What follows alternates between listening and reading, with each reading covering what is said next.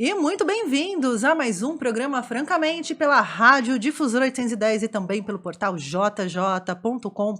Tá indo na área pela próxima hora com você pelas ondas do rádio e também, gente, estamos na internet, estamos no YouTube, estamos no Spotify, estamos aqui, abriu tua torneira, eu vou estar lá falando com você do outro lado, da voz do além, estarei com você levando arte, cultura e tudo mais o que você já está acostumado aqui na nossa programação. Hoje, eu tô o quê? Um pouco com o bigode suando, um pouco me tremendo? Um pouco não, tô muito. Porque é um cara que eu admiro pra caramba, acompanho, trabalho, tenho CD, tinha uma época que vendia um suporte de música que chamava CD, tenho também ainda, tenho o CD dele, que gravou com o Yamandu, o Yamandu gravou com ele, na verdade.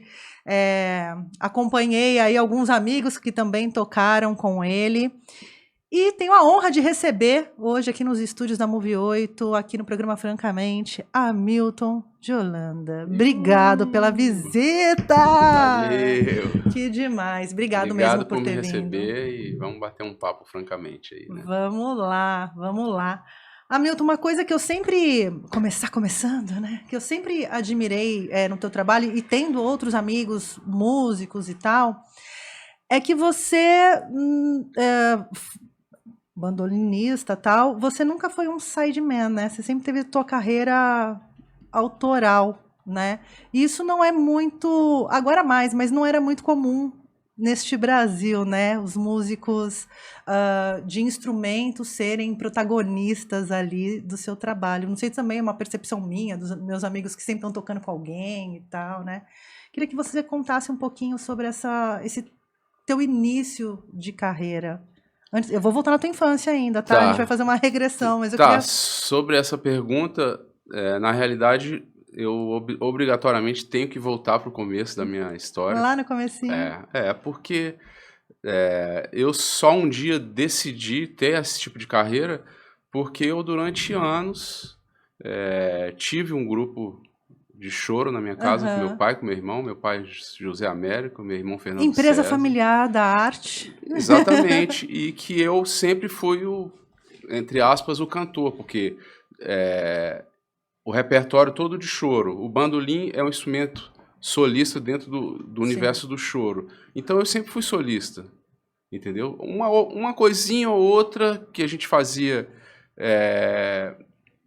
com cantores ou com cantoras, mas 90% do tempo era eu fazendo o solo. Então, não é que nem que eu quis ou que eu não quis, é uma coisa Não que foi foi uma coisa natural. pensada, Foi assim. natural e não me vejo e nunca me vi em uma posição diferente dessa. De ser um sideman, assim, Nunca. de alguma gig. Já fiz algumas coisas, mas mais como um aprendizado do que como um objetivo de vida, assim mesmo. E o choro desde sempre na tua vida pelo ambiente familiar. Exatamente. Meu pai se mudou, né? Minha família, meu pai, minha mãe, meu avô também, que era vivo na época, minha avó, se mudaram para Brasília. Eu tinha nascido há 11 meses atrás no Rio de Janeiro, e aí fomos todos para Brasília. Meu irmão é 5 anos e meio mais velho do que eu. E os primeiros amigos que meu pai fez em Brasília foram os músicos do Clube do Choro. Ele já tocava, na verdade, antes, porque meu avô era trompetista, meu tio, que faleceu, tocava sax tenor, então tinha essa coisa da música na família, sempre teve. E o meu pai já tocava um pouco de violão, gostava de bossa nova, gostava daqueles sons super agradáveis, daquelas big bands americanas, Sim. sabe? Então, frevo, também a família toda pernambucana, então essas músicas todas desde sempre. E ele também gostava um pouco de choro, assim, mas não era uma coisa que ele era muito ligado. E quando foi para Brasília, ele conheceu a rapaziada do choro e fez amizade, e daí a gente foi na cola, né? Porque ele já viu que a gente gostava de música, que a gente tinha facilidade para tirar as coisas de ouvido, eu e meu irmão, e aí deu instrumento. No primeiro momento era instrumento de sopro, era aquela cornetinha de brinquedo de criança que só tem uma escalinha aquela colorida. flautinha doce ali. Na verdade, antes até da flauta doce, que ela tem uma escala só e cada nota tem uma cor, sacou? E aí depois veio a escaleta, e aí meu avô deu um bandolim para mim de presente de Natal, que aí definitivamente definiu minha vida para sempre. Eu vou te falar uma coisa aqui que eu vou ser cancelada, mas eu nunca conheci alguém que tocasse bem escaleto. Eu sou um pouco traumatizada com escaleto. Então você nunca viu nem o Hermeto Pascoal tocar Não, e assim, você nunca viu o tirando- Jacob Collier tocar. tirando o Hermeto, que Hermeto também é uma coisa alienígena, assim, na música, né? Não, talvez Mas- porque não tenha um artista que seja só escaletista. Só escaletista. Eu acho que não tem. Isso. Realmente não tem, mas Assim, bons, sabe, assim, de eu- você falar, eu vou ver esse escaleta É aqui. porque o cara vai tocar escaleta, ele toca piano, toca sanfona. Acho que Sim. só escaleta realmente Sanfona não, eu amo, sanfona não eu existe. sou Acho que fã. um músico só toca escaleta, mas pega Mas uns tem- vídeos tem do bons, Hermeto, tem pega bons. o próprio Jacob Collier, que é multi-instrumentista também, Aham. tocando escaleta, pô, barra pesada. Mas não existe escaletista. Só, Eu não solo. conheço, pode ser que tenha. Apareça aí você que toca só escaleta e toque bem e entre em contato. Sempre que se fala do ambiente de Brasília, você cresceu em Brasília, né? Sim. Saiu do Rio com 11 meses, foi para Brasília. Quando se fala de Brasília, muito se vem aos anos 80 ali, com o rock brasiliense Sim. e tal. Mas já na construção de Brasília já tinha uma vocação ali cultural acontecendo em Brasília, né? Tinha porque o presidente Juscelino Kubitschek era doido por música, né? Foi ele que levou a Rádio Nacional para levou a lá, Rádio né? Nacional e sempre fazia saraus e iam músicos para lá. O Dilermando Reis, que foi um grande violonista brasileiro, era chegado dele, então ia direto para Brasília para fazer aquelas brincadeiras lá. Uhum. Então acho que isso foi crescendo, foi uma semente ali que Fomentando. ele plantou, e Brasília é uma espécie de capital da música, assim, não diria nem só do rock, nem só do choro, né? É uma cidade É que eu acho ela um tem pouco vocação. injustiçada, assim. Eu acho o Brasil um pouco injustiçada quando se Porque fala ela de sempre vai ser maior nascente, né? administrativamente, politicamente, Sim. ela sempre vai ser maior, não adianta. Isso aí, talvez só o Rio tenha conseguido, né, na época que era capital, tenha conseguido ser muito forte culturalmente e forte também politicamente. Hoje, Brasília, ela realmente, quando a gente pensa em Brasília, primeiro a gente pensa, né, Congresso, não sei o quê, tal, e depois a gente pensa em outras coisas. É assim, né? Ao mesmo tempo, é uma cidade em que você conhece muitos artistas, muitos músicos, porque existe uma dedicação, existe um carinho, existe uma parada geográfica também, Sim. que ajuda as pessoas que moram lá a se desenvolver. E tem um né? fomento também, né? Brasília sempre teve alguns fomentos voltados para a cultura mesmo, Tem, né? assim como Belo Horizonte, assim A como BH São também tá bem Paulo, assim forte. como Porto Alegre, Recife, tem algumas cidades no Brasil que... mas Brasília então capital enfim, é uma cidade muito particular. Eu amo Brasília. Brasília é uma cidade que eu gosto demais. Então, eu sempre defendo Brasília. A galera fala mal de Brasília, eu vou sempre defender. Eu gosto de Brasília, saindo daquela parte planejada, né, dessa parte administrativa mesmo, existe uma vida cultural pulsante em Brasília, Muito forte, né? muito Eu forte. tive acho que 2000, eu tive lá para conhecer realmente algumas produções que estavam rolando por lá e é uma visão completamente diferente da que eu tinha, assim, né? Essa visão midiática de Brasília e Sim. tal, e tem movimentos acontecendo ali, E se você né? imaginar que é uma cidade que mora gente do Brasil inteiro Do mundo. e do mundo inteiro, que todas as embaixadas estão lá, você imagina o que pode sair ali das misturas, né? Porque a vida da gente é assim, o brasileiro, a gente nasceu de uma mistura de um monte de coisa, né? E a arte, uma das coisas que eu acho interessante na arte, na música, é a gente conseguir encontrar as boas misturas. Nem tudo se mistura, né? Sim. Vamos ser sinceros também. Mas eu acho que Brasília tem essa qualidade de poder encontrar coisas novas. Porque como ela também não tem pouca tradição, vamos dizer, quase nada. É nova, tem né? 62 anos, né? Então, isso está sendo construído agora. Ou seja, muita coisa legal está aparecendo e ainda vai aparecer. É uma sensação de que tudo é possível ali nesses encontros, Isso né? é meio sem filtro. A galera mistura as coisas sem filtro e vê o que dá. Milton, você tem um marco zero da tua carreira, assim? Você falou que começou tocando ali no teu núcleo familiar e tal, quando chega um momento que o bandolim te atravessa. Teu marco zero enquanto artista, ele é esse lugar na tua casa, com a família, ou é a gravação de um disco, ou é a primeira vez que você subiu num palco? Você tem esse... O marco zero Foi em 82, quando eu fiz o meu primeiro show. Eu tinha 6 anos de 6 idade. anos. Eu, meu pai e meu irmão, Pernambuco do Pandeiro, que foi quem deu o nome pro nosso grupo na época. O Dois de Ouro, eram 2 crianças tocando choro, não sei o quê, aí Dois de Ouro. Você chegou a se E apresentar em TV também, não foi, né? Nessa sim, época? fantástico, Fantástico. Fiquei bem famoso lá em Menino Brasília na época. prodígio. E então 82 foi o primeiro show que a gente fez.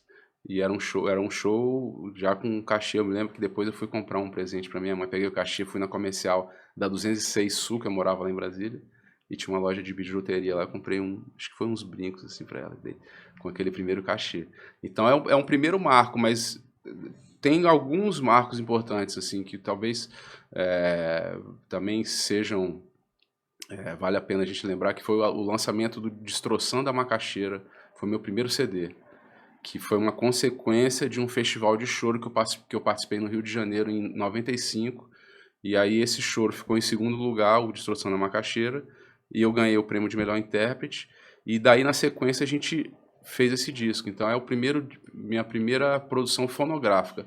Apesar de que todos os anos a gente se reunia em casa. Meu pai tinha um gravador Polivox antigo, aquele de fita cassete com uns microfonezinhos assim do lado. Aham. A gente ficava meio que em volta do gravador e a gente gravava uma fita cassete Aperta play rec ali e para dar vai. de presente para amigos e família, presente de Natal. Então, Melhor que cartão postal era isso, o nosso gente. presente de Natal. Então, desde muito pequeno também eu me acostumei com esse friozinho gostoso na barriga quando a gente fala, pum, gravando. Tá valendo. Tá valendo agora. agora. Então, desde criança, né? E aí quando eu gravei o Distorção na Macaxeira foi um marco por ser o primeiro trabalho profissional fonográfico, assim. Porque se tinha muito a ideia, na época das grandes indústrias fonográficas e tal, que para você ser artista, você tinha que gravar, tinha a coisa da gravadora, da distribuidora, né? Hoje não acontece mais dessa forma. Ainda assim tem as gravadoras e distribuidoras, mas não como era nos anos 80 e 90, que para o artista, de repente, se sentir artista. Eu lembro que a gente fez essa conversa com o Zé Cavaleiro. Ele falou, não, foi quando eu gravei o primeiro e tinha uma gravadora e não sei o quê. Mas ele falou para mim, eu já era artista antes, eu já me entendia enquanto artista, né? Mas tem esse lugar do mercado absorver de alguma forma, né? E tem o lugar da sobrevivência, né? Sim. Que a música serve para várias coisas, para educar, para divertir, né? A gente evolui espiritualmente também com a música, mas tem esse lado pragmático que é o fazer dinheiro com música, né? Então, na realidade, desde o começo eu fazia os meus cachezinhos, mas eu era criança, então aquilo não fazia parte da minha sobrevivência. Só que quando eu saí do segundo grau, eu cheguei a fazer uma outra faculdade, que era de contabilidade na época, Nossa, porque que viagem, aleatório. né? Porque música, Sim. mas que você trabalha com o que de dia, né? Aquela Ser coisa, artista, né? mas trabalha com o quê? É a frase né? Clássica, né? clássica. E aí eu acreditei nisso, achando que eu poderia ter a música como hobby e ter um outro trabalho. Mas não durou um ano também. Aí eu saí e fiz o vestibular para a UNB. Então esse foi um outro momento importante. De virada ali, de se entender enquanto profissional da profissional, arte. exatamente. Aí eu me senti 100% profissional. Apesar de já ter tido a experiência de gravar o disco um ano no período que eu estava na contabilidade ainda, que foi em 95 que eu gravei. Então é uma coisa meio misturada. Você gravou independente? Foi independente. Com o apoio do FAC, FAAC, que se chamava na época lá em Brasil, hoje chama FAC, que é um programa de incentivo Tipo cultural. Um edital e tal. Exato. Mas aí você gravou como interpretando músicas? Ou você já tinha suas linhas? A maioria das minhas composições. E quando vem o compositor? Porque a gente está falando, de Então, repente, de você aqui... 86 Porque eu o fiz... concurso foi de intérprete que você ganhou. Foi interpretando uma música. Era música minha, não. Já na era verdade, sua. eu entrei com 3 músicas minhas, uma do meu pai e do meu irmão, e uma de um outro cara que era um amigo meu, que era médico, que ele teve que fazer uma cirurgia, não sei onde, sei lá, e aí ele pediu pra eu tocar pra ele. Sabe? E aí eu toquei 5 músicas Qual na que final, ganhou? né? A que ganhou mesmo foi uma música do Rogério, irmão do Ronaldo Bandolim, Rogério Souza, chamada Conversa Fiada, que eu adoro essa música. E a minha, Destroçando a Macaxeira, ficou em segundo lugar. E eu ganhei o primeiro intérprete. Né? Então isso tudo foi muito forte. Mas acontece que em 97, eu gravei em 95, em 97 eu lancei esse primeiro disco. E aí começou, porque eu já estava, nesse momento, já tinha entrado na UNB, entrei em 96, então comecei a estudar composição lá, e aí definitivamente a música passou não só a ser meu alimento espiritual, mas também meu alimento de comida mesmo. Você, como que esse seu processo de composição acontece como? Como que vem isso Você para tinha você? falado isso, Vem uma música, vem? 86 eu fiz minha primeira música, chamada Chorinho para Pernambuco, que era o nosso padrinho lá do Dois de Ouro.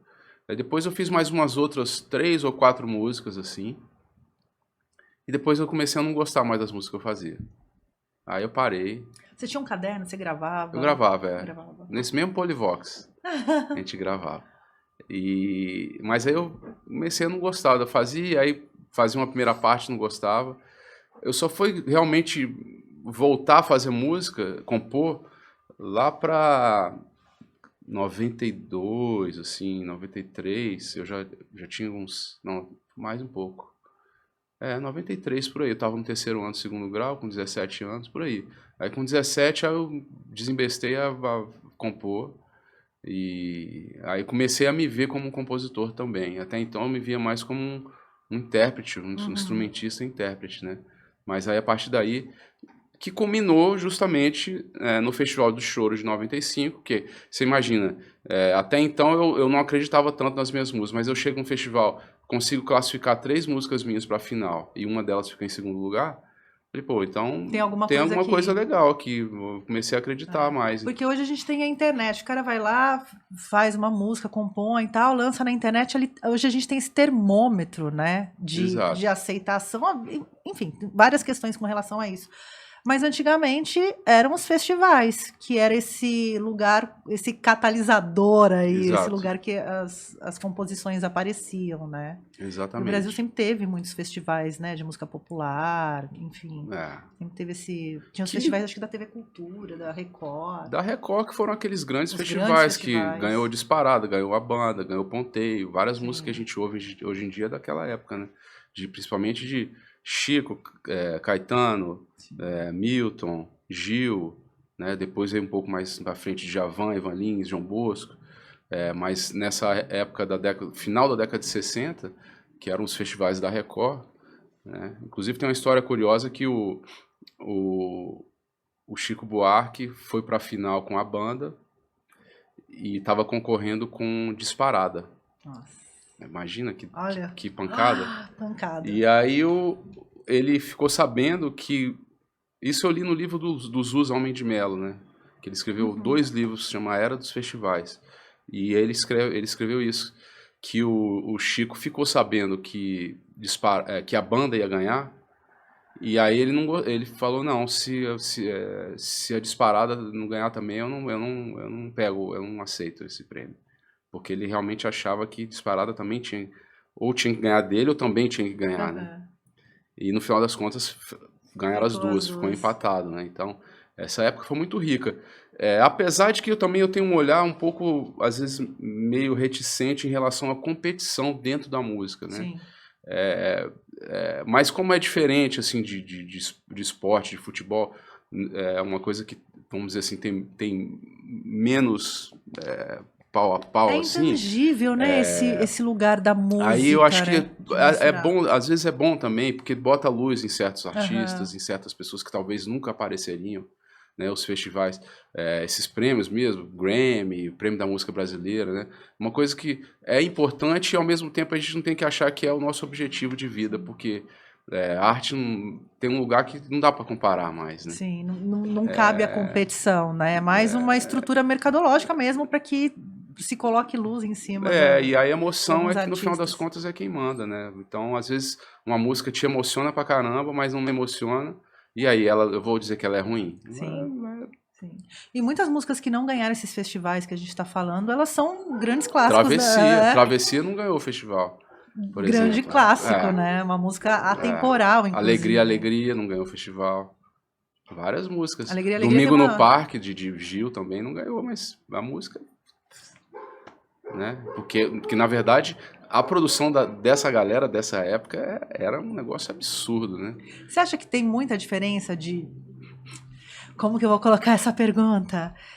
Com relação à qualidade, produção, ou a gente só tem um volume muito grande, às vezes a gente não consegue prestar atenção nas coisas que estavam acontecendo, em termos de qualidade mesmo, musical, de letra, né? Porque a gente está falando de uns festivais que nos apresentaram músicas que são executadas até hoje.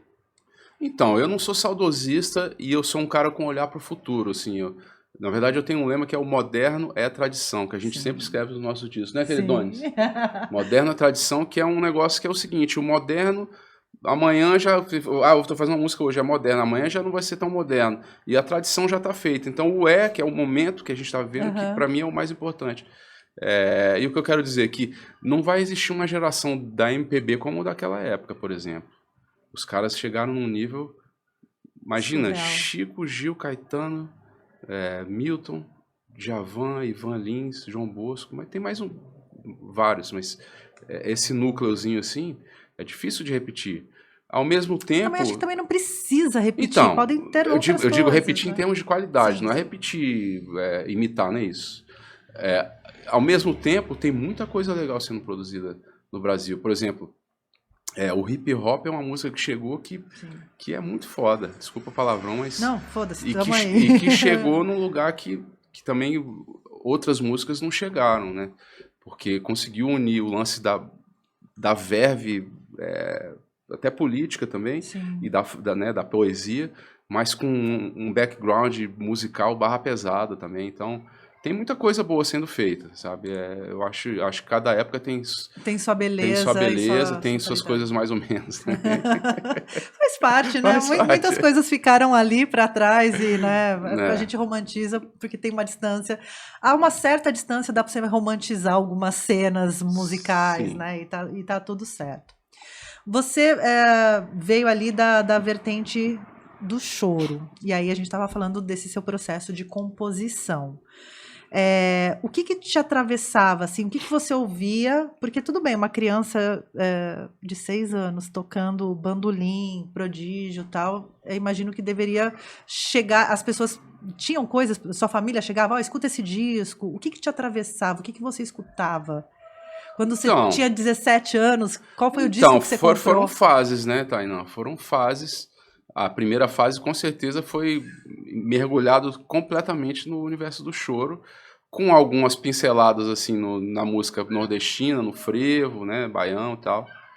Um pouco também, como eu te falei, ouvindo música americana, assim, de grandes big bands.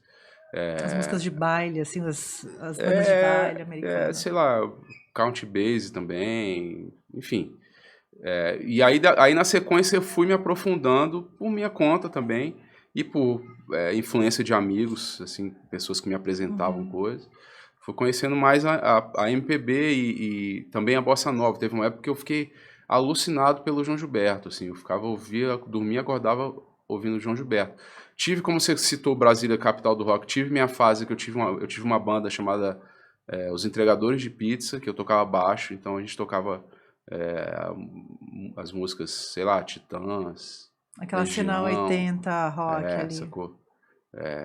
Então, vivi isso também, muito por conta também da convivência com os meus amigos, né? Sim. Eu continuava fazendo as coisas com meu irmão, com meu pai, coisa do choro, mas eu também gostava ainda mais lá em Brasília, né? Sim. E aí depois fui conhecendo mais, assim, coisas da música instrumental, mais específica, assim, tipo Hermeto, né, Egberto, o Baden Powell, né? Aí me liguei mais também na coisa do próprio Tom Jobim, na arte do Tom Jobim.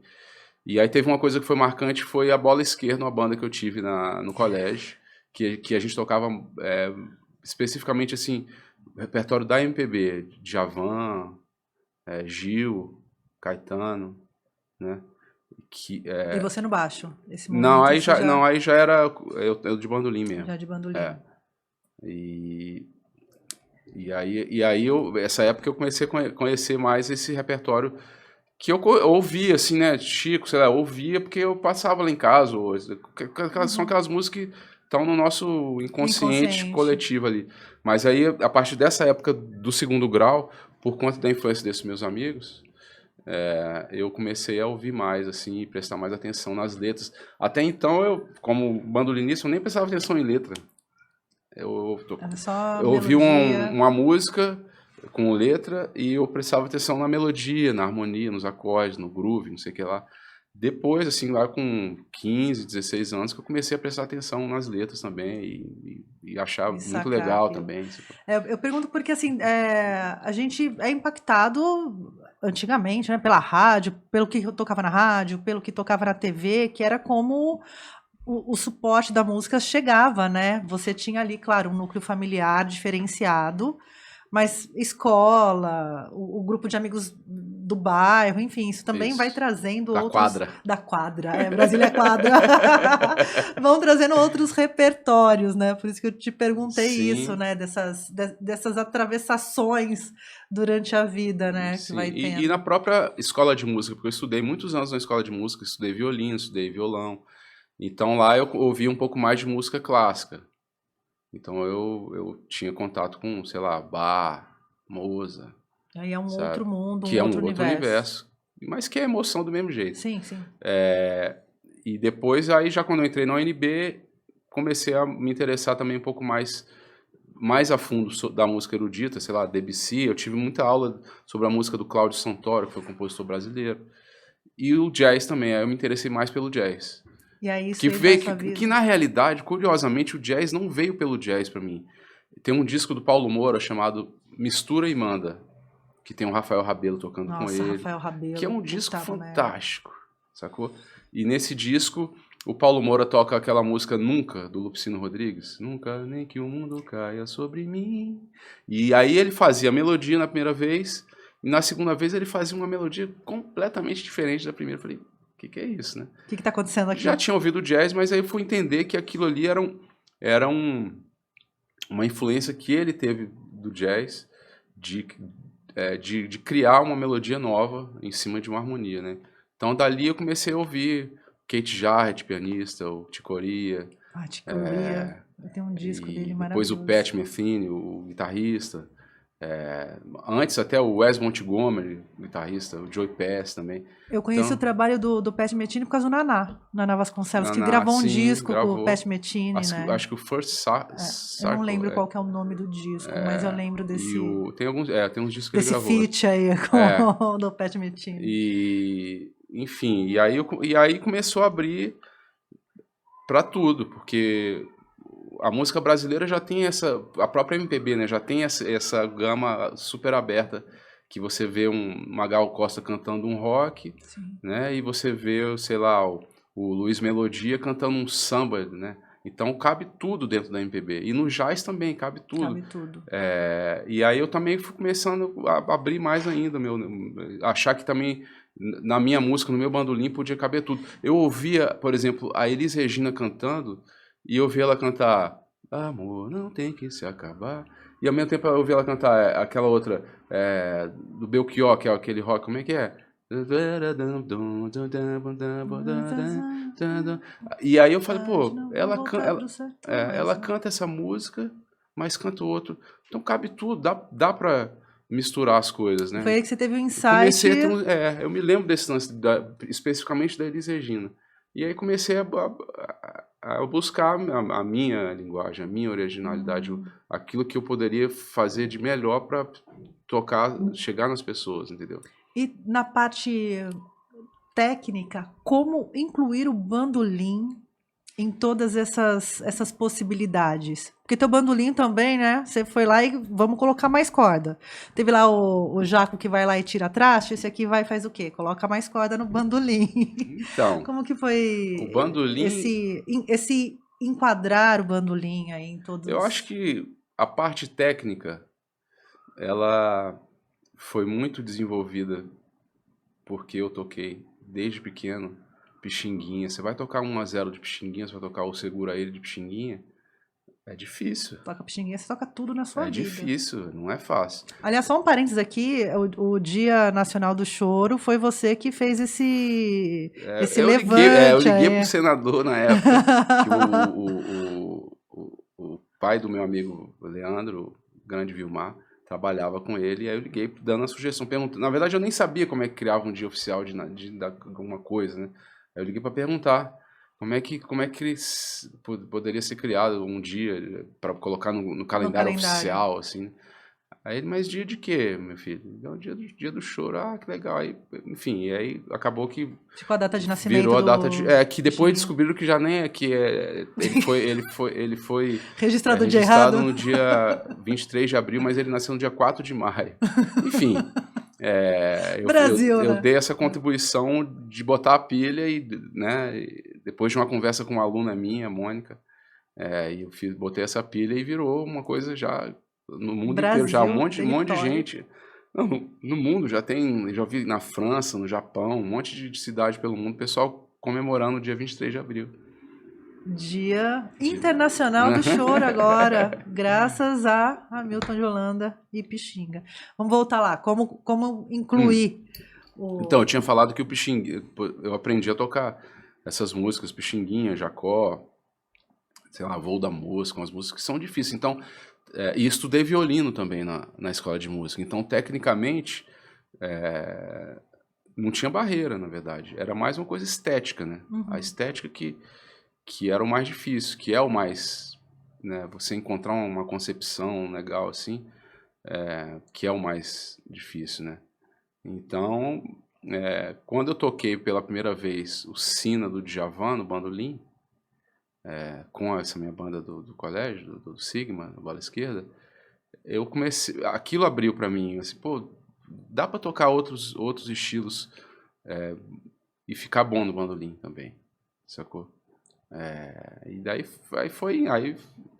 aí hoje, por exemplo, ano passado eu gravei um disco com o Chano Domingues, que é um pianista espanhol, o cara do flamenco, sacou? Flamenco jazz. Então, Já vai incorporando porque eu acho músicas. que é uma maneira também de me comunicar com outras Sim. pessoas, de colocar o Brasil numa posição interessante, assim, sabe? Internacional, de estar sendo podendo Visto, ensinar né? e aprender, é isso. Ter essa Mostrar a minha relação de troca. cultura e ao mesmo tempo também aprender com outras culturas, né? Que eu acho que isso fortalece mais ainda o que eu sou como ser humano, como brasileiro e como cidadão do mundo também. Você vai lá, ganha um festival, grava um disco, faz a universidade de música, né? Quando você sai do Brasil? Porque você tem uma carreira bastante consistente fora do Brasil, né? Quando que isso acontece na tua vida? Porque assim, Brasília tem um monte de embaixada também, né? Imagino que essa Tem. troca em algum momento deva acontecer. Teve um momento inicial que eu fiz alguns shows com apoio de embaixadas. Mas antes disso, eu fui para minha primeira viagem internacional para Venezuela com o Marco Pereira. E dali, quando eu estava tocando em Caracas, depois a gente foi para uma outra cidade linda chamada Mérida, na montanha, assim. E aí eu me lembro de estar tocando, assim, ver aquele público, olhar para o palco, ver os monitores, ver, né, tudo meio parecido, assim, só que diferente. E eu falei, pô, é isso que é tocar fora do Brasil? Então, pô, quero mais. Aí me deu uma injeção, assim, uma De motivação, vontade de. de fazer. E aí, cheguei depois, no ano seguinte, eu fui para a França com o Marco também. E aí, no outro ano, em 2000, fui para a Turquia, fui para Paris, fui para Viena também. Era um projeto que era meio a meio com umas embaixadas, uma coisa assim meio oficial. E quando foi final de 2001, eu participei do Prêmio Icatu, lá no Rio de Janeiro, e ganhei. Aí fiquei um ano em Paris. Então, Como foi Paris para você? esse ano de Paris foi o ano que mudou a minha vida completamente. Talvez tenha sido um dos anos mais importantes. 2000 foi um ano super importante, que foi o ano que eu peguei meu primeiro bandolim de 10 cordas, foi o ano que eu falei com o senador Arthur da Távora Aham. sobre o Dia do Choro, foi o ano que eu toquei no Free Jazz, foi um ano bem O importante, Jazz assim, Festival era um festival super incrível que muito. rolava, importantíssimo. É uma pena que ele não tenha se reinventado, né? É, porque na verdade parou por conta do Dos negócio dos patrocínios, né? patrocínios, O Hollywood Rock, Free é, Jazz, isso. vários festivais pararam. Depois rolou até, acho que o Team Festival um Não, tempo. depois virou BMW, depois virou Brasil Jazz, a mesma Foram. galera fez e mudou de nome, mas não continuou grande como era o Free Jazz. E aí, em 2001, final que eu tava falando, final de 2001, eu ganhei o Prêmio Catu, morei um ano na França. Aí mudou tudo.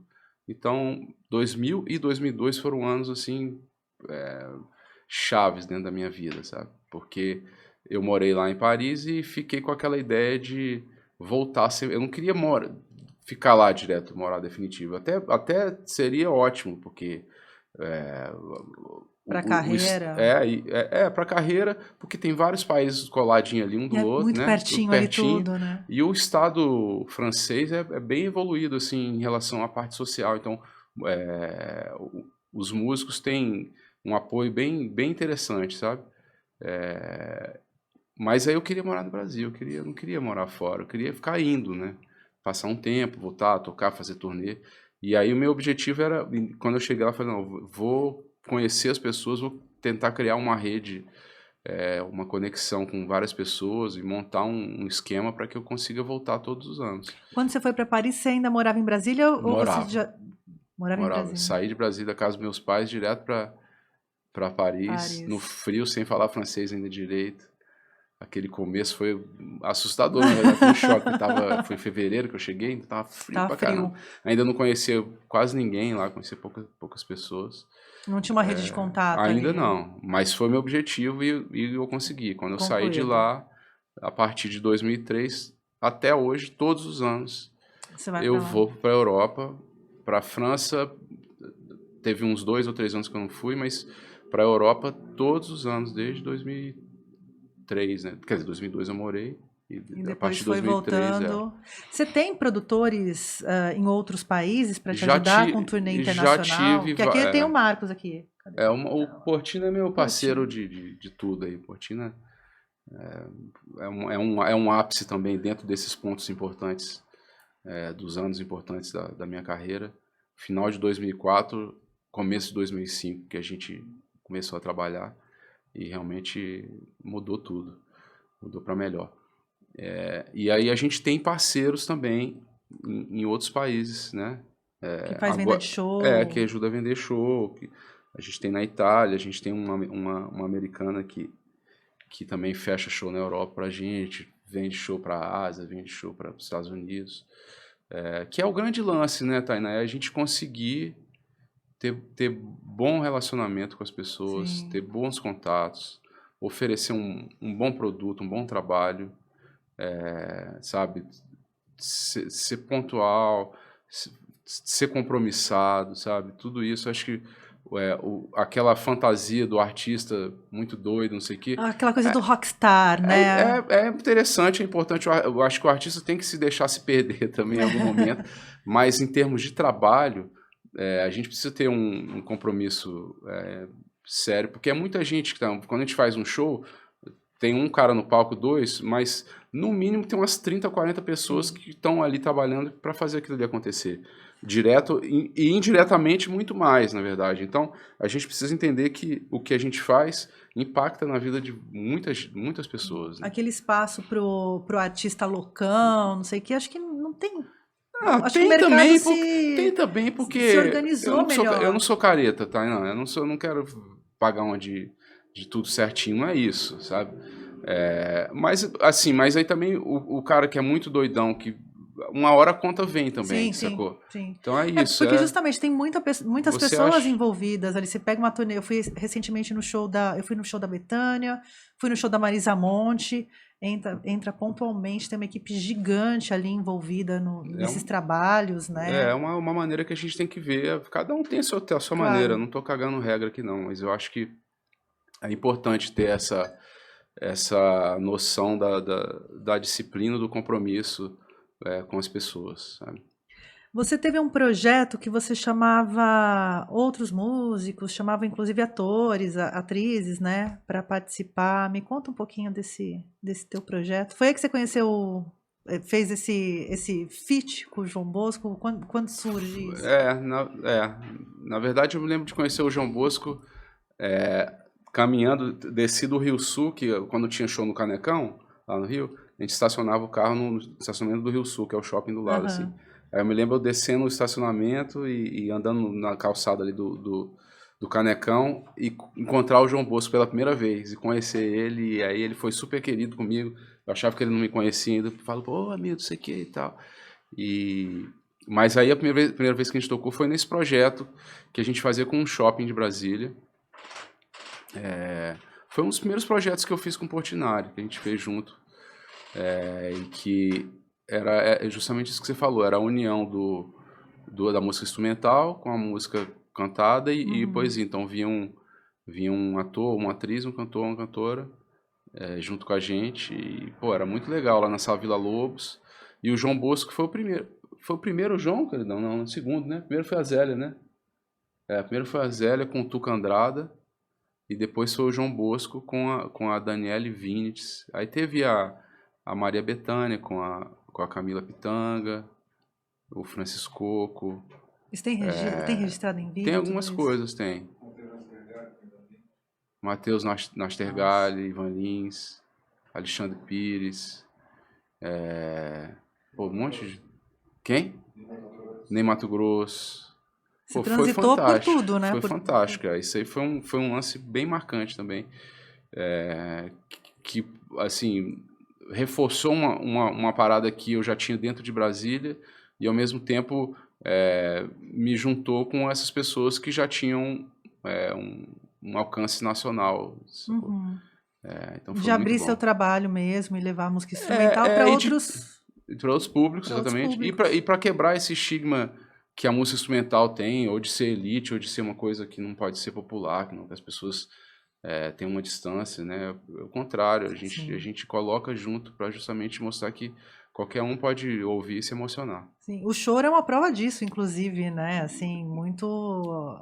Eu já fui em algumas rodas de samba, de choro, e eu lembro que uma época eu frequentava muito São Paulo, principalmente em shows de música instrumental, shows do Cuca Teixeira, do Alex Book, do próprio Arismar, do Yamandu, enfim.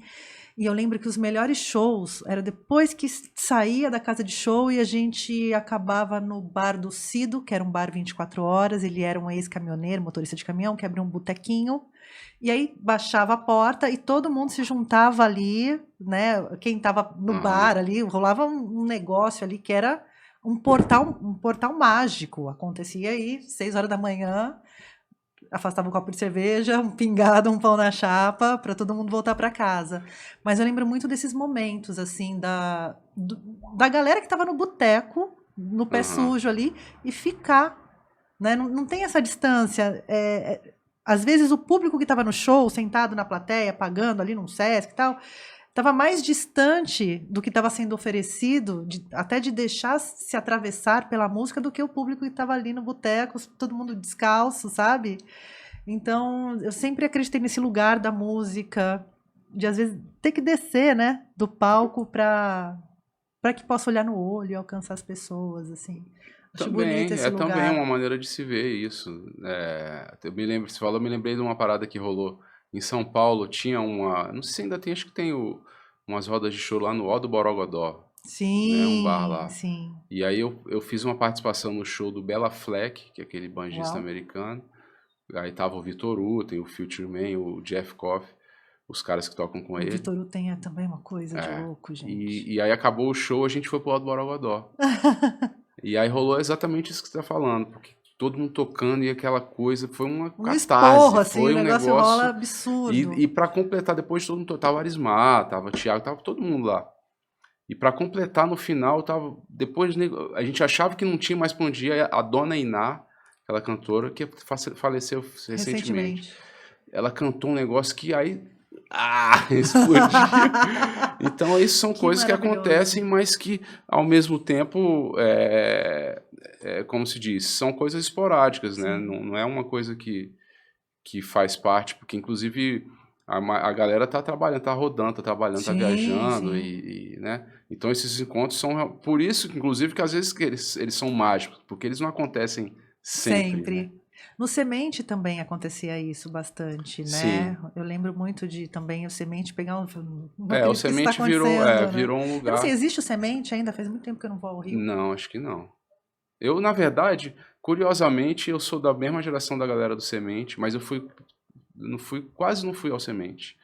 Não porque eu não queria ir, porque, mas porque é o Porque estava em seguinte, Paris. não, porque, sabe por quê? Porque era segunda-feira, É. segunda-feira à noite, minha filha tinha acabado de nascer, depois meu filho nasceu, então eu fiquei com as crianças, eu ficava viajando, final de semana aqui, chegava em casa, pô, eu ia Quer pro ficar com as Semente, eu vou ficar crianças. com meus filhos, Sim. então eu fui muito pouco pro Semente, fui algumas vezes, assim, e eu também moro longe também, né? Então não era uma coisa que era Que é pertinho fácil. de casa, vou dar um pulinho ali. Se Era fosse eu até horas. iria, mas aí eu Vou não. ficar com os meus filhos aqui, que eu ganho mais. Esse lugar que a gente está falando desses pequenos, desses momentos que acontecem, né? Essa junção de músicos depois do show e tal, eles são muito comuns, ou foram muito comuns, na construção do jazz americano também, né? As jams, os inferninhos e tal. Você foi tocar nos Estados Unidos. Já algumas vezes, já. E você teve encontros também, tocou em lugares super importantes. Você fez aquele com Tenólios? Tenólios. A homenagem? Era a homenagem ao Thelonious Monk. Tenólios. Com Me a conta. Jazz at Lincoln Center e o Wynton Marsalis, lá no Jazz at Lincoln Center, naquela sala grandona lá. E foi espetacular. Me conta dessa inclusão dessas 10 cordas aí nesses shows. O Wynton é um cara também muito ligado, assim, na música do mundo, né? Ele é jazzista, ele é um cara que defende, assim, um pesquisador, é um cara muito especial. E, ao mesmo tempo, ele quer aprender com as outras músicas também, né? Então, nesse programa especial do Thelonious Monk, eu estava tocando bandolim, toquei algumas músicas, e tinha um flautista paquistanês chamado Bakir Abbas, que também tocou comigo, com a gente, né, com a orquestra. E foi um negócio, né? Foi um negócio de doido, assim, foi maravilhoso. E nesses últimos anos, fora os 2 anos da pandemia, já tem um tempo já que eu também tenho ido com uma certa frequência para os Estados Unidos. Esse ano eu fui em Dallas, eu fui em Chicago também, fui lá perto de Boston. O Canadá também, tenho ido ao Canadá. Esse ano eu toquei lá no Montreal International Jazz Festival, que é o maior festival do mundo. Eles dizem que mas acho que é mesmo. Tem um outro que é muito grande, que é o de Roterdão, North Sea, também é bem grande. Mas esse é palco para tudo quanto é lado, gente na rua, criança, família, não sei o quê. E já é um festival que acontece há muito tempo, né? Já deve ter uns 40 anos, por aí. Acho que tem. E aí eu toquei na Maison Symphonique, pô, fiz um show inesquecível, assim, foi muito especial. Na mesma noite que o Ravi Coltrane, que é o filho do John Coltrane, né? E aí na verdade, tem uma galera que sabe, assim, que já me conhece, né? Que sabe que é o bandolim, mas tem muita gente que se surpreende. Que vê um instrumento pequenininho, né? Pensa que é limitado, mas tudo que esse instrumento ele não tem limitação, é sem limite. Olha, eu não sei instrumento, mas você, né, meu caro? Limite, se alguém não tem limite aqui nesta mesa, não é o bandolim, é você, né? Que foi e abriu várias possibilidades, até para novos interessados em bandolim, né? Porque a molecada geralmente vai guitarra, baixo, piano, violão, enfim. Porque o bandolim é muito associado ao choro aqui no Brasil, né? Por ter uma história muito bonita mesmo. Mas, ao mesmo tempo, é um instrumento que pode tocar tudo, né? Daqui a pouquinho, a Milton de Holanda tocando com o Angra, né? Banda de heavy metal. A gente já rolou um convite, mas não deu certo data. Mas com quem? Com o Angra. Com o Angra? Ué. Foi um chute muito certeiro aqui. Não foi, Verdão? Mas não deu a data, não foi?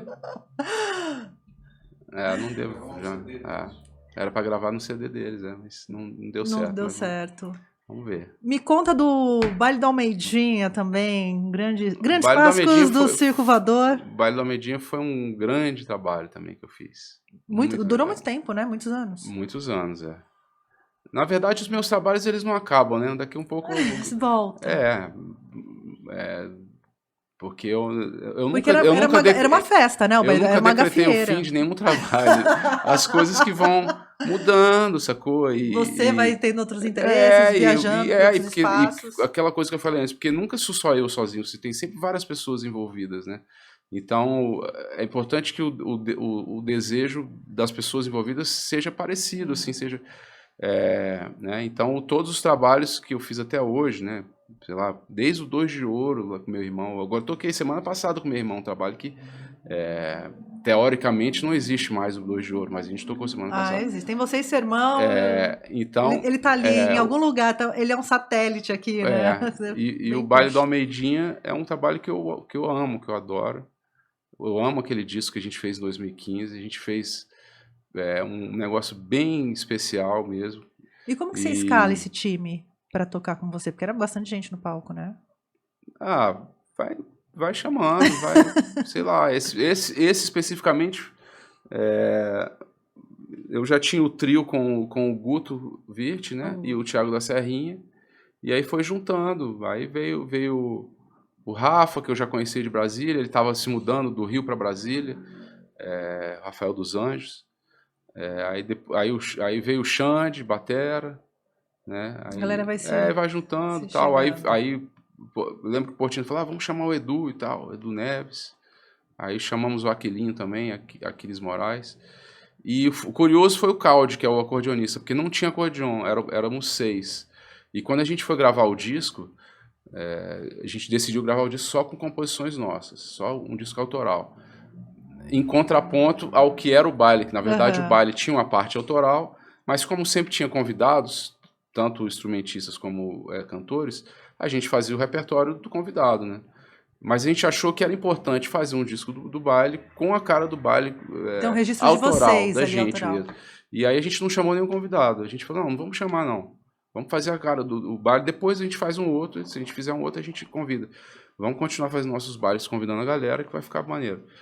E aí a gente, não, vamos convidar então, uma pessoa, tá bom. Aí a gente convidou o Marcelo Caldi, que foi o cara que junto com o Pretinho da Serrinha deu sorte pro primeiro baile que lotou. A gente fez uns 4, 5 bailes vazio pra caramba. Mas acreditamos. E aí... Persistiram? Por uma coisa da vida, assim, o Dominguinhos tinha acabado de falecer. A gente fez o baile em homenagem ao Dominguinhos. E aí? Com o Marcelo Caldi no acordeão de convidado e o Pretinho da Serrinha era o outro convidado. Aí bombou o baile. Então ficou essa coisa, tanto com o Pretinho que eu tenho até hoje e o Caldi. Aí, não vamos convidar o Caldi. E aí o Caldi estava no estúdio, gravando o shot da Almeidinha. Quando ele deu a primeira nota, a gente começou a se olhar todo mundo assim. Aí, Caldi, você tem que fazer parte, tá dentro. Aí ele entrou definitivo no baile também. Então foi assim. E na realidade a gente que vive nesse meio, a gente conhece muito músico, né? Sim. Então... Fica mais fácil de... E tem uma parada também que existe uma espécie de cooperação, assim, entre os músicos, porque nem sempre todo mundo pode fazer todos os shows que são convidados, né? Então aí rola, às vezes, tem uma cultura do substituto, do sub, Manda né? o sub. Que é uma coisa que, bem feita, funciona super bem. Então, aí que a gente conheceu, no próprio Baile da Almeidinha, vieram vários subs, então a gente também vai aumentando nossa gama de pessoas que a gente toca, né? Repertório e de estilo também, porque apesar de tocar o mesmo repertório, cada músico tem um jeito de tocar, né? Então, só acrescenta. Quantos discos você tem lançado? Você tem... Mais de 40, deve ter uns 42. E quanto você tem na gaveta ainda para lançar? Tem muitos. Em 2020 eu fiz 366 músicas. Uma por dia. Na pandemia. Na pandemia. Você ficou legal na pandemia? Foi produtiva para você? Muito assim, produtivo. Eu fiquei mal igual todo mundo, né? Eu É que perdi, teve gente que travou e teve gente que se expressou, né? eu Tem... perdi 80% dos meus trabalhos. Fiquei, mas ao mesmo tempo eu sou um cara muito, eu tenho uma expressão que o pessoal do futebol tem usado hoje, a força mental, né? Eu tenho uma força mental bacana, assim, então eu falei, pô, eu vou ficar depressivo ou vou ajudar as pessoas mostrar para as pessoas que dá para Passar superar, por para isso. enfrentar e superar. Então produzi muita coisa, muita coisa. E na realidade essas composições que eu fiz, as 366, eu tive a ideia antes de começar a pandemia, porque a pandemia começou efetivamente em março, né? Sim, sim. Eu comecei a compor no dia 1º de janeiro.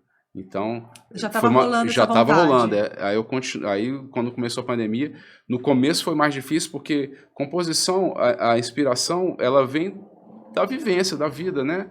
Do viajar, do encontrar uma pessoa, de uma conversa, Das trocas. E em casa o dia inteiro, no primeiro momento, eu precisei concentrar um pouco mais, assim, para buscar lá do fundo, assim, Dentro sabe? de você. Mas depois fluiu e na realidade eu fiz até mais do que esses 366, mas dentro do projeto eu registrei essas. Caramba, você com tanta produção, com tanta composição, já não chega uma hora e você falou, nossa, que música foda. Não, eu já fiz essa música antes. Já rolou isso, assim, de... Já. E já fiz essa música, ou às vezes vem uma música de uma outra pessoa falando, essa música tá parecida demais. Tem uma história, acho que do Baden com o Tom Jobim ou com o Vinícius, não lembro, que ele toca uma música... Sim, é o Samba em Prelúdio, né? Aí ele fala que é uma música do Chopin. Essa música é do Chopin. O Vinícius fala, essa música é do Chopin, não sei o que. Ou é do Chopin? É Chopin, Não. Não é do Bar. Não, era o Chopin, era o Chopin. O Marcel que conta essa história no show dele, Marcel Paulo. Eu tenho um show, aqueles shows que a TV Cultura fazia de ensaios. Sim, Eu tenho Delícia, baixo, tem do né? Fernando Faro, né? Fernando Faro, eu amo aquele formato, eu amo aquilo, fez parte da minha construção enquanto ser humano.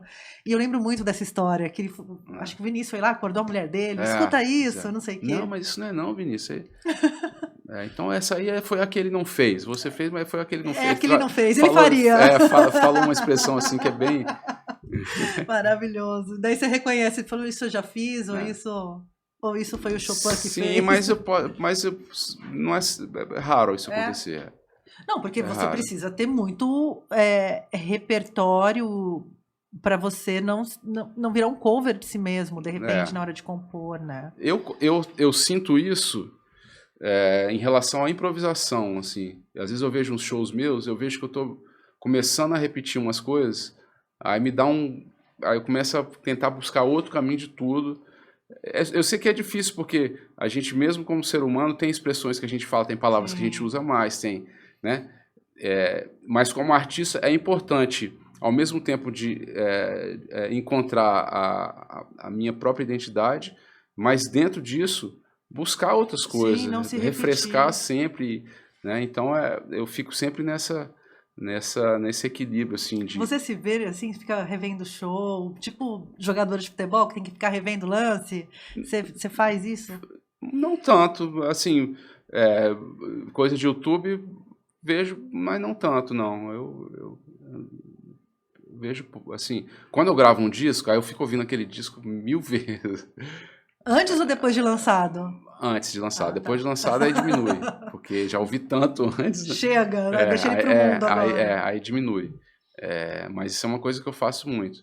Mas vídeo, assim, vejo também porque eu gosto de ver como é que é a minha postura, como é que... tentar melhorar a postura, o jeito de falar com o público o sabe? conjunto da obra mesmo. Porque também, por exemplo, bandolim é fogo, porque eu sou alto, né? E aí, tem uma tendência a ficar muito assim. Aí eu fico tentando me corrigir. Aí eu vejo os vídeos e falei, puxa... Corcunda. Exatamente. Aí eu fico tentando... coisas assim, né? E musicalmente também. Às vezes eu ouço uma gravação e fico tentando entender o que eu posso melhorar do som ali, da captação do som, do tipo de equipamento que eu preciso usar, né? Então... Você foi um cara que se deu bem na internet também, né?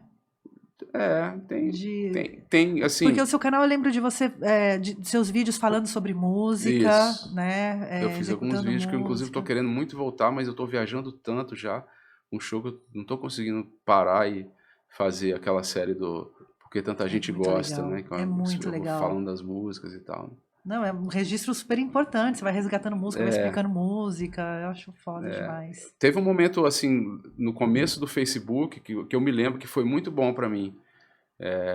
Cresceu pra caramba, assim, o número de seguidor. E eu me lembro que isso gerou... Numa era pré-YouTube, né? A gente via mais no Pré-Instagram, Instagram. era o começo do Facebook, acho que 2006, por aí, 2005, 2006, 2007. Eu me lembro que foi um período que foi legal, assim, importante pra mim. E agora na pandemia também. Porque, afinal de contas, todo mundo estava na internet o dia Sim, inteiro é o também. lugar que tem que estar, né? Então, Pretende voltar com o projeto, então? muito. Eu tenho muita... Porque eu gosto de pesquisar, eu gosto de entender o porquê das coisas, e principalmente de música. Eu gosto muito de ler biografia de músicos, assim, de compositores, Tom Jobim, Pixinguinha, Radamés, sacou? Coltrane, Miles, esses gringos também eu Para além gosto. da música, né? Quem são essas pessoas? Para entender, ali? porque a música, ela não vai resolver os problemas da vida de todo mundo, mas ela ajuda e coloca a gente num lugar onde a gente passa a compreender mais sobre as relações humanas, né? Eu acho que a arte tem esse papel civilizatório, né? E aí, lendo como outras pessoas viveram, outros músicos também, de alguma maneira me dá ideias, assim, e do que fazer e do que não fazer também. Inspirações e não inspirações. Você falou que está viajando bastante. Está viajando com esse projeto com o João Bosco. Com o João, Agora, especificamente, a gente está fazendo uns shows pelo interior de São Paulo. Sim. Né? Ribeirão, Araraquara, vocês estavam Jundiaí. Ontem, Jundiaí. E no final do mês a gente vai para São Paulo também.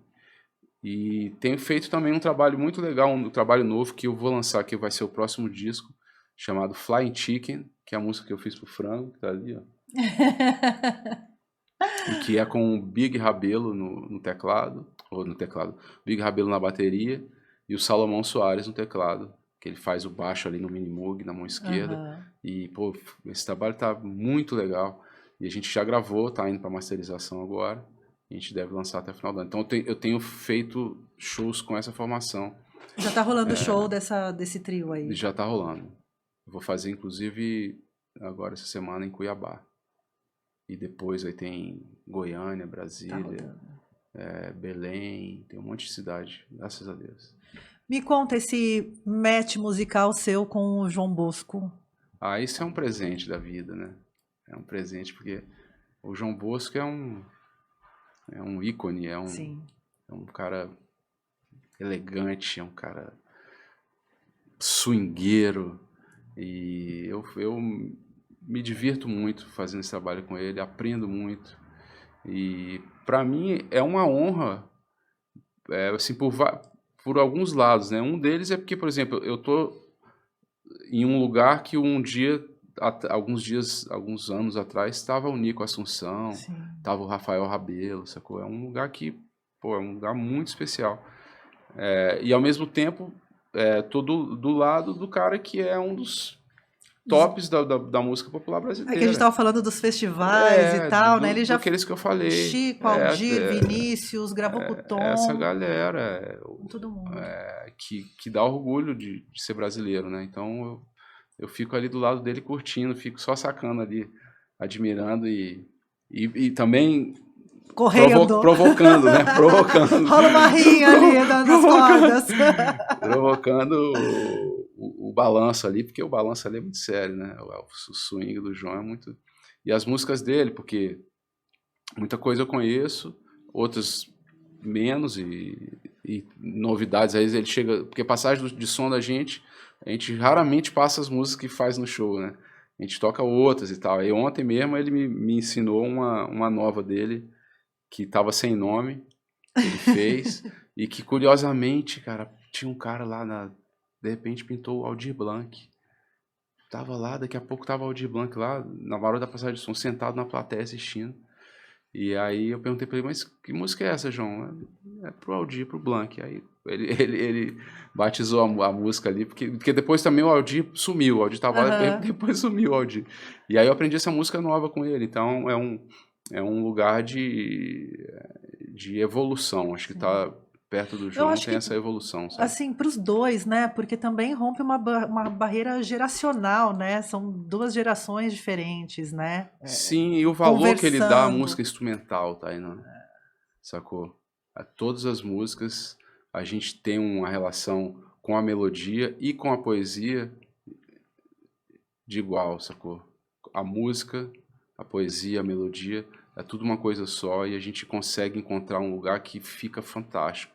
Isso pra mim na verdade é um sonho, né? Porque eu amo música cantada, eu amo poesia, mas eu sou instrumentista e eu vivo num país onde a música instrumental não é essas coisas todas, Sim. né? Vamos ser Não, sinceros, não, né? não é, não tem esse espaço, É. né, que a Por música que que não tem cantada música tem instrumental no Rock in Rio? Por que que não tem música instrumental no Koala, nesses nos festivais grandes grandes, né? Por festivais. que que não toca música instrumental nas rádios É normais, porque a assim? gente acostumou com aquele refrão que a gente consegue cantar junto. Eu acho que Mas é a gente isso acostumou antes também a também. ouvir brasileirinho, ouvir um monte de Sim, música sim, instrumental sim. antigamente. Então, ou seja, faz esse trabalho com o João, ele principalmente, claro que eu junto com ele, mas ele principalmente tem uma posição histórica aí de colocar a música instrumental num Num lugar primeiro que plano ela ali no show. merece, sacou? Perfeito. Você vai tocar pra gente? Você quer que eu Ó, toque uma musiquinha aqui eu agora? quero. Você colocou 2 cordas pra cima ou 2 cordas pra baixo? Aqui é pra cima, mas na partitura é pra baixo. Por quê? Porque é mais grave, né? Sim. Maravilhoso. A melhor explicação sobre as 2 cordas extras. E aí, na realidade, é uma história longa que não dá nem tempo. A Não, boleta temos já tempo. tá. Não, o Não meu dá nem tempo é tempo seu. Eu de, não coloquei dá nem aqui tempo de porque contar, porque o bandolim de 10. eu tô aqui pra não te atrapalhar. O tempo é seu. O bandolim de Aqui 10 é um acabou. instrumento que durante a história ele teve vários momentinhos assim. Já tinha o bandolim de 10? Então, Porque, assim, 8 é o é o normal, é normal. o tradicional. Mas teve um cara na Itália. Depois que eu fiz, eu passei a pesquisar mais sobre isso também. E aí eu entendi que algumas pessoas tiveram Esse momento. esse momento. O próprio Jacó teve um bandolim de 10, que está comigo. Sério? O Armandinho Macedo, ele criou a guitarra baiana com 5 cordas, que é como se fosse. Porque o bandolim são 10, mas são 5, Dobrada, né? são 5 dobrados. E eu vi um bandolim elétrico de 10 na casa do Armandinho antes de fazer o meu bandolim.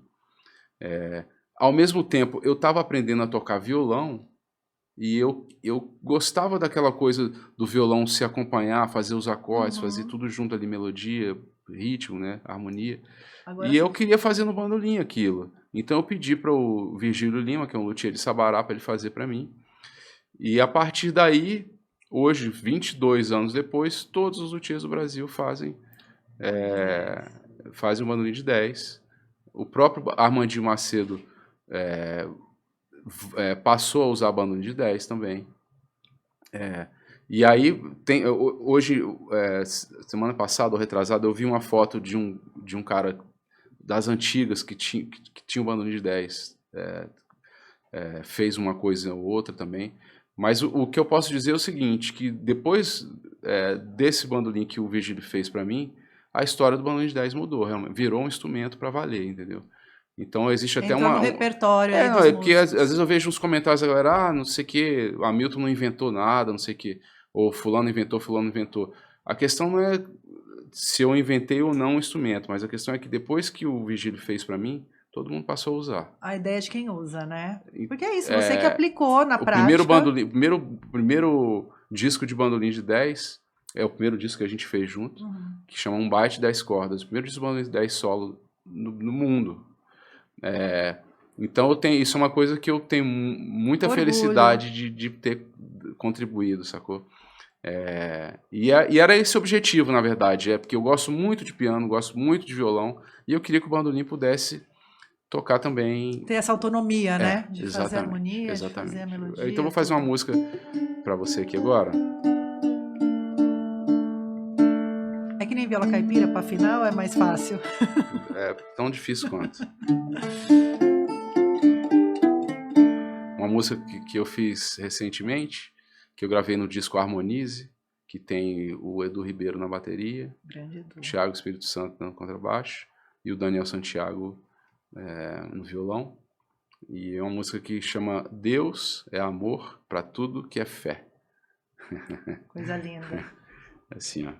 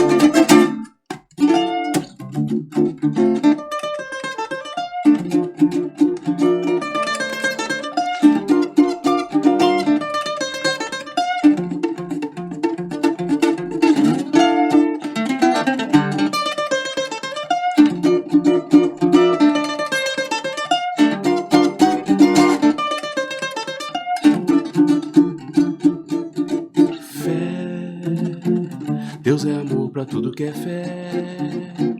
Deus é amor pra tudo que é fé. Deus é amor pra tudo que é fé. Por fé. Deus é amor pra tudo que é fé. Deus é amor pra tudo que é fé. Deus é amor pra tudo que é fé.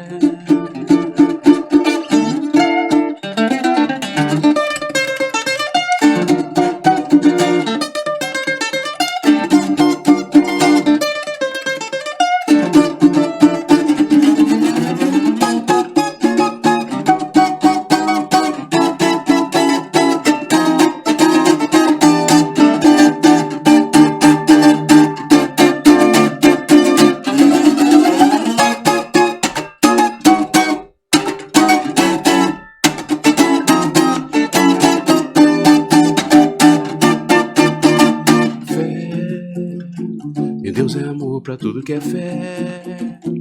E Deus é amor pra tudo que é fé.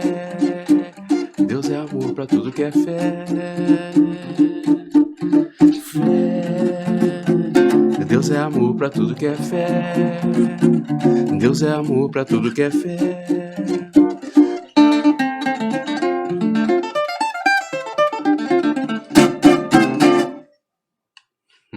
E agora, o que que a gente faz, gente? Que absurdo, que lindo, que forte. Aplaude, vamos aplaudir. Que fazer um uou, né? Que maravilhoso, que lindo. Essa é recente? Mais ou menos. Na verdade, eu gravei ela em 2019. Tem uns 3 anos, por aí. 4 anos, 3 ou 4. Já tá lançada, já tá... Essa música, ela tem uma... Vou te dizer que quando eu toco ela... Ela é forte demais. A galera... Porque ela é bem... E aí normalmente, reflexiva.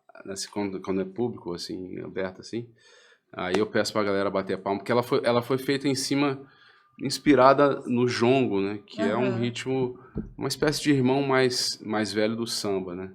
E aí tem uma palma básica que é...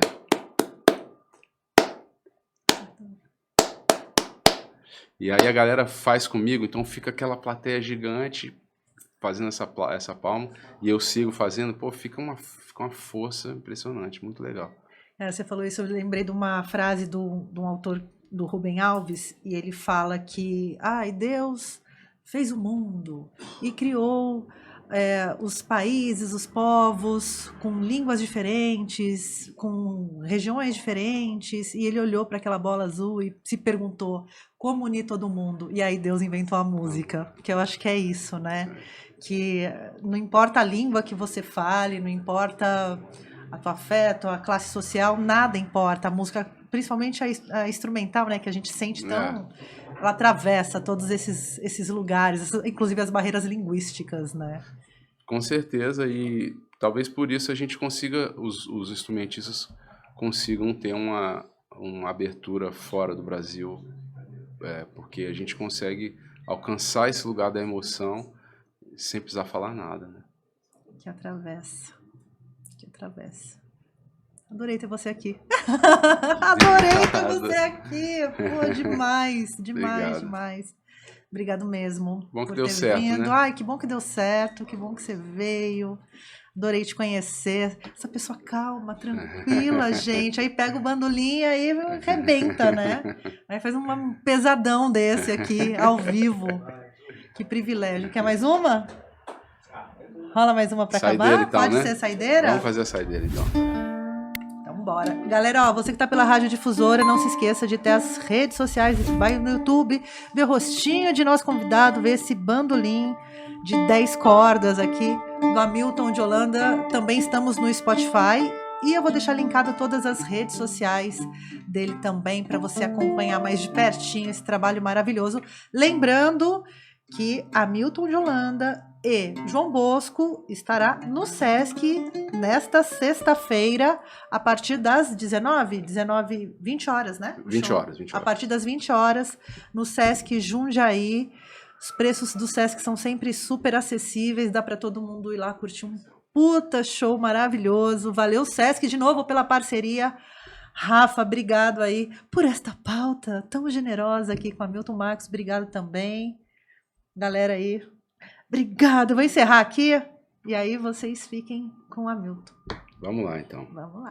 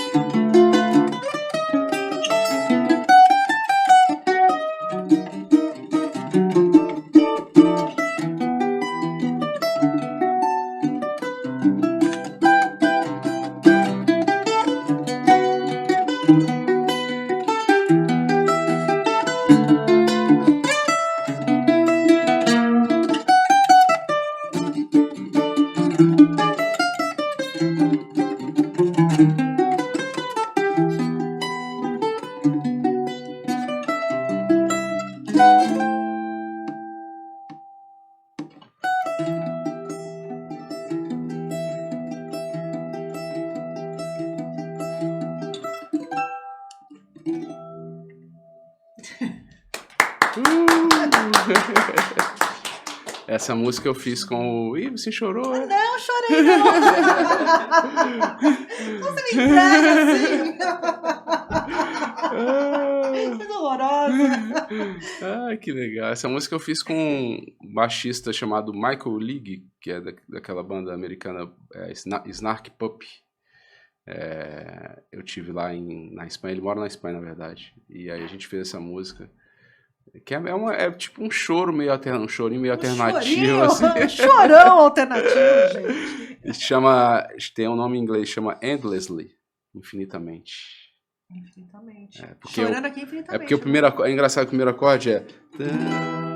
Que é esse, né? E quando termina... O primeiro acorde é igual ao último, então ela fica... Em looping, looping eterno. Exatamente. Aí a gente botou esse nome. Maravilhoso, nossa, linda demais. Obrigado. É isso. Bom, por que bola esquerda? Só pra eu parar de chorar? Pergunta pros meus amigos. Eu não sei, até hoje eu não sei por que é. Até hoje eu não sei por que é. Aí, Alex, Oswaldão, Jorjão, Jomba, Patinho, ó. Vocês coloca aí, bota no YouTube, bota aí embaixo aí nos comentários aí, por que bola esquerda. Maravilhoso, gente. É isso, galera, ó. Beijo, obrigado, Rafa, obrigado, Felipe Pipo aí, pela contenção de danos aqui, obrigado aí. Valeu. Valeu, Tainá. Acabar assim, gente. Obrigado. Aqui, nas lágrimas, uma coisa. Francamente, com Tainá Franco.